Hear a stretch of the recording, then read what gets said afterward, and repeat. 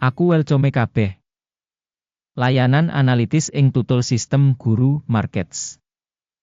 Ayo miwiti karo data ringkesan kanggo perusahaan. Yen sampeyan kasengsem, sampeyan bisa ngaso video. Sampeyan bisa nimbang kabeh parameter saka perusahaan ing pitakonan luwih kasebut kanthi teliti. Kita bakal katon ing pratandha dasar utama perusahaan Genmab Adr ticker NGOB. Review iki digawe adhedhasar data wiwit 18 Maret 2025. Miturut klasifikasi Guru Markets perusahaan Genmab Adr kalebu subkategori Cancer General, 144 perusahaan jupuk bagian ing analisis, iki banget wakil. Kita bakal weruh pancasan digawe ing mburi video iki. Asil sakap kanggo perusahaan punika, 8 saka 10 terms. Asil rata-rata kanggo subkategori punika, minus 1,7 terms. Yen sampeyan deleng kanthi wiyar, ing pasar umume. Kita bisa wigati sing asil rata-rata kanggo pasar minangka kap punika 1,9 terms. Marang skor 8 terms kanggo Genmab Adr. Bandingake dinamika rega saham perusahaan Genmab Adr lan saham subkategori. Kita bisa ndeleng sing liwat pungkasan 12 sasi saham Genmab, OS, nuduhake dinamika minus 33,6%. Marang dinamika rega ing subkategori 16,5%. Iki mesti ora ateges apa-apa, nanging sampeyan kudu njupuk catetan saka kasunyatan iki. Kapitalisasi pasar perusahaan Genmab Adr punika $13 miliar. Kanti kapitalisasi pasar subkategori $146 miliar.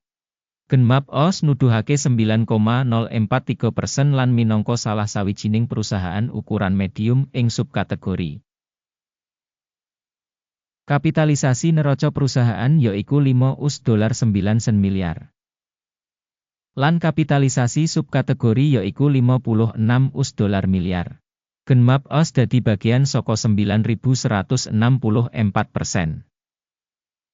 Kanthi bandingake saham sing dikuasani bursa saham lan kapitalisasi neraca, kita bisa ndeleng ing ngisor iki. Saham dikuasani Genmab Adr ing subkategori ing kasus taksiran kapitalisasi pasar 9,043%. Kapitalisasi neraca punika 9,164%. Iki 1% luwih saka nuduhake nilai pasar. Taksiran pangsa perusahaan saka pasar lan kapitalisasi neraca subkategori, apik, 1 poin. Kewajiban utang organisasi iku $15,3 miliar. Ayahan finansial kanggo nilai buku jumlah kanggo 3% saka usaha. Asil ing tingkat utang perusahaan, apik banget, 2 terms. Rega pasar perusahaan kanggo rasio pangentukan punika 11,7. Rata-rata ing subkategori punika 0, kang ngartekno luwih apik tinimbang ing subkategori. Taksiran nilai pasar perusahaan kanggo indikator media WI ing comparison karo perusahaan ing subkategori, apik banget, 2 terms. Media WI kanggo pungkasan 12 sasi ana $1.133 mayuta-yuta. Pangentukan digambaraken kanggo sabanjur 12 sasi samestine, kanggo $1.13,9 yuta. Sing 0,5% luwih saka tokoh saiki. Taksiran bati mangsa digambaraken ing comparison karo perusahaan ing subkategori. Apik, 0,5 terms. Rasio nilai kanggo revenue perusahaan punika 4,2. Rata-rata kanggo subkategori punika 7,6, kang 45% luwih murah tinimbang kanggo subkategori. Taksiran nilai pasar perusahaan kanggo revenue dibandingake karo indikator ing subkategori. Apik, 0,5 terms. Revenue kanggo pungkasan 12 sasi ana $3.120 mayuta-yuta. Revenue projected kanggo sabanjur 12 sasi samestine kanggo $3.14 yuta. 1% luwih saka saiki. Netepake kinerja volume dodolan ing mangsa ngarep dibandingake karo kinerja perusahaan subkategori. Apik 0,5 terms. Wates punika 36,3%, karo rata-rata ing subkategori minus 65,5%. Prabdan antarane rata-rata subkategori lan kinerja perusahaan 101,8%. Penilaian marginality dibandingake karo indikator perusahaan ing subkategori, apik 0,5 poin. Pangsa perusahaan miturut jumlah karyawan ing subkategori punika 5,792%. Sing 56% kurang saka pangsa kapitalisasi pasar. Iki nuduhake ora seimbang karo rega ijol-ijolan saiki perusahaan genmap adr, tinimbang menyang revaluasi. Jumlah ibu kutha pasar saben karyawan perusahaan podo karo $4.929.000. Dene ing subkategori ana $3.157.000. Prabdan antarane rata-rata subkategori lan kinerja perusahaan punika 56,1%. Ngira jumlah modal perusahaan saben karyawan dibandingake karo indikator ing subkategori. Lumayan, 0 poin. Jumlah bati saben karyawan yaiku $422,200. Rata-rata kanggo subkategori punika minus $271,700. Prabdan antarane rata-rata subkategori lan kinerja perusahaan punika $694,000. Ngira-ngira bati saben karyawan dibandingake karo indikator perusahaan ing subkategori. Apik 0,5 terms. Volume dodolan perusahaan saben pegawai $1.163. Ing subkategori $415.000. Prabdan antarane rata-rata subkategori lan kinerja perusahaan punika 180%. Prakiraan revenue saben karyawan individu dibandingake karo indikator perusahaan ing subkategori. Apik 0,5 terms. Volume transaksi dodolan cocok kanggo 0,4%, karo rata-rata kanggo subkategori 7,3%.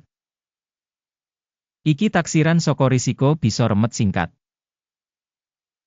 Indikator resi 14 nuduhake tingkat 45% kanggo perusahaan genmap OS. Dene ing subkategori tingkat iki 50%. Duweni potensi enggo bareng saka subkategori sing rega kira-kira padha enggo bareng genmap OS. Rega saham perusahaan saiki udakara $20.79. Target rega konsensus kanggo saham perusahaan kira-kira $31.75.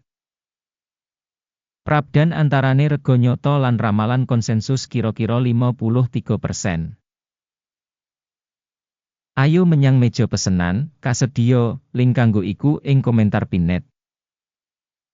Tabel pesenan ngemot kabeh pancasan publikly mangsa iki, dening informasi regane saham lan sistem referensi guru, markets. Akses menyang meja pesenan gratis lan buka, link ing komentar pinet. Minangka asil saka valuasi sekuritase genmap adr. Sistem penilaian informasi lan referensi guru, markets kaputusan ing ngisor iki digawe. Buka menehi hasil tuku ing rega saka $20.8.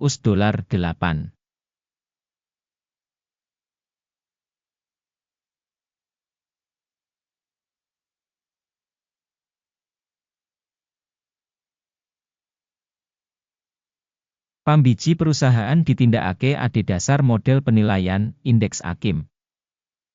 Jupuk kauntungan disetel ing 22,73. Mandeg mundut disetel ing 18,87. Yen pesenan ora ditutup kanthi njupuk bati utawa mandeg mundut. Banjur pesenan kasebut ditemtokake kanthi mandiri adhedhasar asil dagang tanggal 17 April 2025. Utawa ing dina kerja pungkasan sadurunge tanggal kasebut. Ticker Fistem bakal pesen ngedol wawas. Video ing urutan wawas bakal utawa wis diterbitake ing saluran nalika nutup salah sawijining pesenan, sing utama utawa ngimbangi. Urutan kapindho ditutup ing rega nyata.